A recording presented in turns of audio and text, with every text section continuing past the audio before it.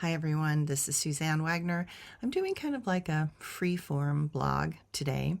When I was in Spokane helping my mom and my sister and I got into these great conversations about, just life and death and the process of learning and what each of us has gone through.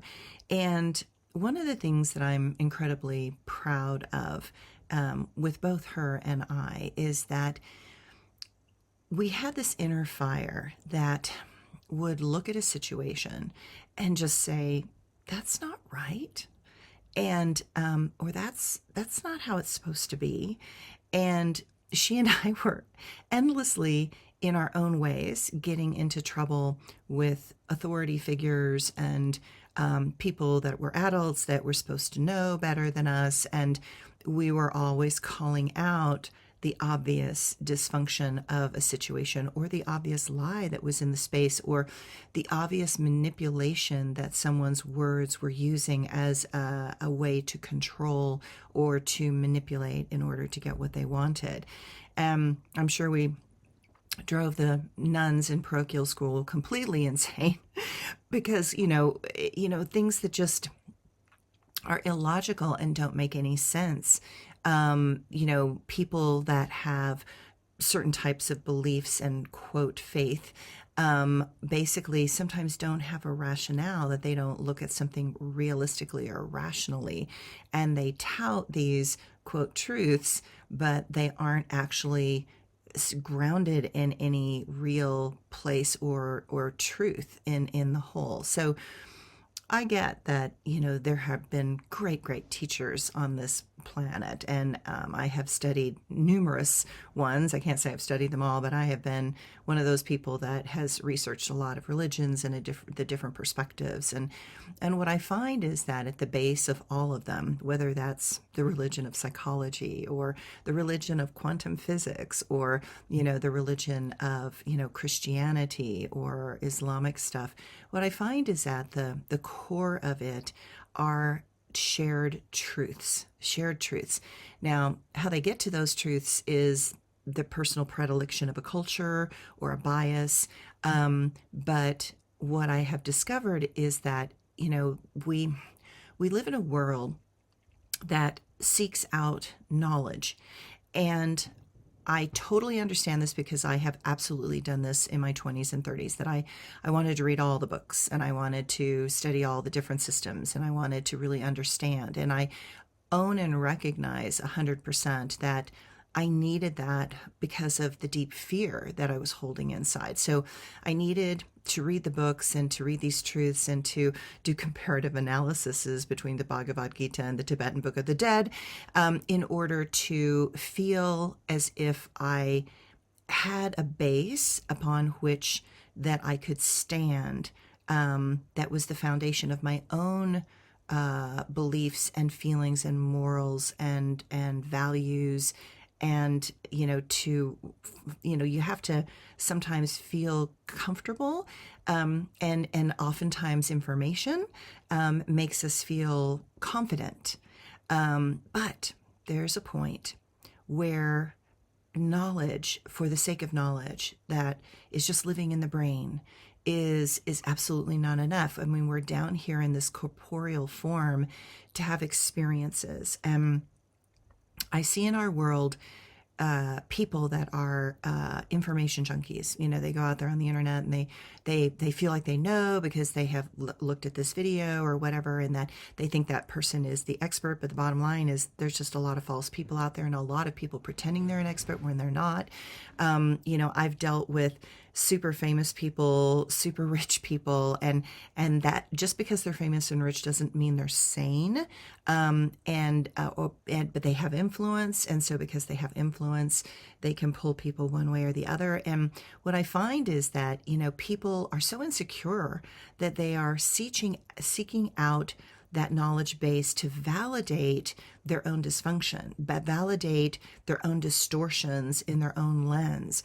But that's not how wisdom grows. I mean, wisdom grows by being willing to risk and go out there and confront yourself and what you believe, and then getting slammed down, like if you're wrong, and if you're off. Too many gurus credits. I had a whole bunch of gurus from the time I was 18 until I was 28 that were all in their own way telling me I was doing a particular thing.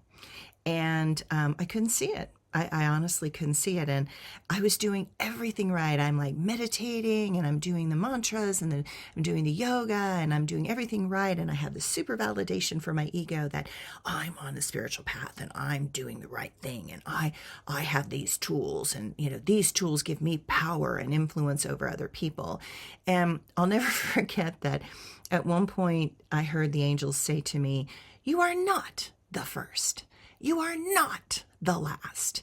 You're in the big group in the middle." And I went, I'm doing all this from ego. And I suddenly realized that, it was this self-righteousness that you see in a lot of Christian dogmas or Islamic dogmas, that, this righteousness, that I have this information and I am right. But that righteousness is not based on testing or going out into the real world and doing it or working with it and dealing with real people and actually allowing the ego patterns of humanity that have interwoven into religions and beliefs shift and strip away the distortion of man and come to the core truths that are in there that are related to the teaching rather than the teacher. So I remember that there was this woman guru that, she said to me, she said, "Suzanne, you're a really interesting person, because I say jump and basically you say how high, and you do absolutely everything I tell you to do." And she said, "But every time I get close to what it is you're hiding, you move it really quickly, subtly, amazingly, swiftly, with so much finesse." And she said, "And then I'm chasing it again." And the moment she said it like that, I realized that's what all the other gurus were talking about. Like, oh my God, I am doing that. I'm actually doing that.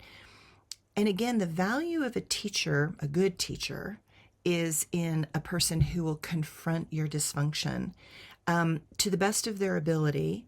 And she said to me, if I had to guess what this is, I'd say what you're hiding from is your own anger, that you want to appear to be good and kind and considerate and loving and, do all the right things. But she said, the greatest power that we have is in our shadow, because the things that we have denied that could be of great use to us have been hidden in the shadow, and they hide behind anger and fear and self-consciousness and insecurity and worthlessness.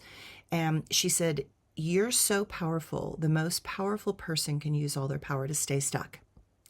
And she said, "You are the only person who has the key to this closet, and you are the only one who can go in and unlock it. And until you unlock it, absolutely no one will be able to get in there."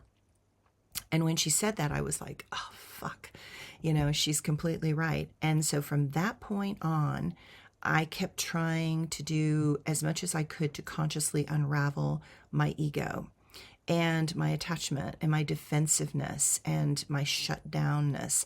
And I realized how much I was protecting myself and hiding behind all this incredible amounts of information that I have. And even to this day, people say to me, "Oh my God, Suzanne, you have so much information, that's overlapping and intertwined." And that's because I didn't learn something. I learned it and compared it to other things that I had learned.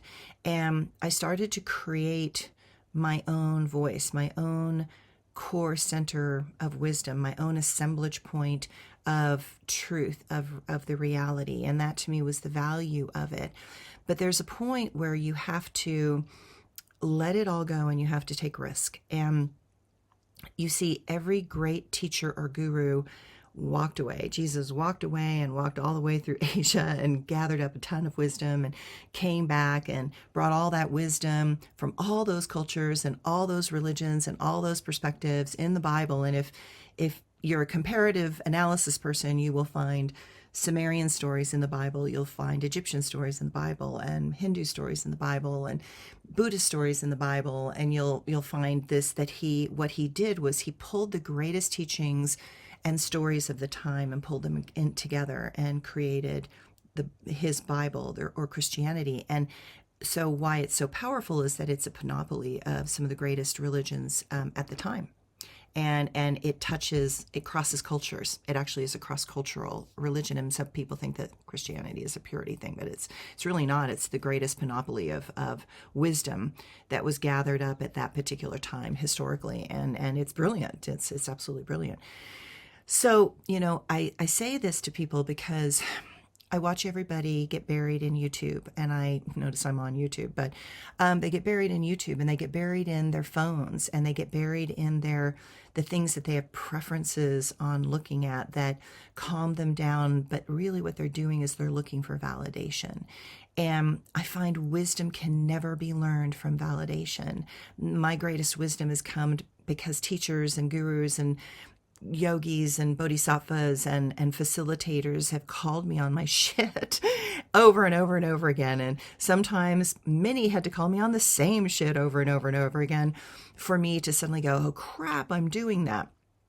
So I would love people to start to see that what will save our world is when we get out of our own head, our own knowledge, what we think is true, and get our head out of our phones and our tablets and our computers, and go for a walk, go into nature, go have an experience, go do a sweat lodge, go have an experience swimming with dolphins, go do anything that you feel drawn to consciously, safely, constructively, so that you don't damage yourself and then have to fix what you've damaged.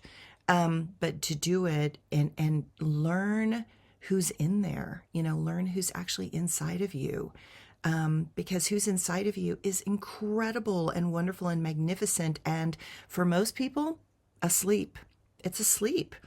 And if you're around people that are perceptive, intuitive, artistic, creative, what I find is that what makes them different is that they just value authenticity. They don't really care about how you're dressed. They care about, does your soul come out your eyes? They care about, is your life an expression of what's important to you? Or are you just a little robot, repeating the wisdom of great teachers like you're the authority, when actually all you are is like a little computer repeating things over and over again. And I want you to have your own wisdom. I want you to have your own experience. I want you to have your own truth. I want you to be able to be authentic, and so you can come around and if you have a talk with me, that it's a conversation that's based on authenticity and realness, and that there's no need to hide. That you have decided that your shadow is beautiful, that you've decided that you want all of you, you're good, you're bad, no matter what. I mean, I loved working in Beverly Hills with some of the actors and actresses, because inevitably, an interviewer would call them out on some horrible event in their life because that, interviewer had researched their history and found out this little terrible tidbit about them, and then wants to confront them on live TV and all this kind of stuff. And I've just loved when those people are like, yep, did that, absolutely did that, greatest lesson of my life. Not that I want to repeat it anytime soon, but I learned this. It was absolutely worth it. I needed to do that. I needed the universe to slap me on the back of the head. And it was a really good thing. And I learned a lot. And I want everyone to recognize that the bad things that have happened to you have actually been some of your greatest wisdom, and to not be afraid of screwing it up, to not be afraid of trying things, to not be afraid of risk. I learned with my life that my mother she had the worst anxiety of any person I've honestly ever met in my whole entire life, and she lived with this kind of chronic anxiety. And I realized I didn't want to live like that. It looked terrifying. It looked miserable. It looked stressful. It looked exhausting, to constantly be pretending you're okay when you're not okay, to constantly be in denial that you're not right when something happens and you're terrified, and yet you then have to get angry because you don't want to admit that you're terrified. And I thought, oh, fuck that. Why not just say, okay, just so you know, I'm terrified and I'm going to do it anyway, but I'm super scared at the moment, and just say that. And I see a world that people are just so afraid to admit that they were wrong. And there are a lot of people that have made a lot of choices that were wrong. And that's not a terrible thing. It's terrible when you deny that you were wrong and you don't come full circle and you don't start to admit where you were wrong. And only in admitting where you are wrong can you actually start to integrate and become more fully whole and authentic. So that's my little chat for today. I hope that was interesting to everybody. And get outside. It's beautiful. Plant some flowers, go for a walk, save an animal, do something, take a risk, get out of your comfort zone. At the edge of discomfort is where all the really good stuff is. And at the edge of discomfort is the only place that you're going to learn how to embrace the wisdom that you carry. Thanks, everyone.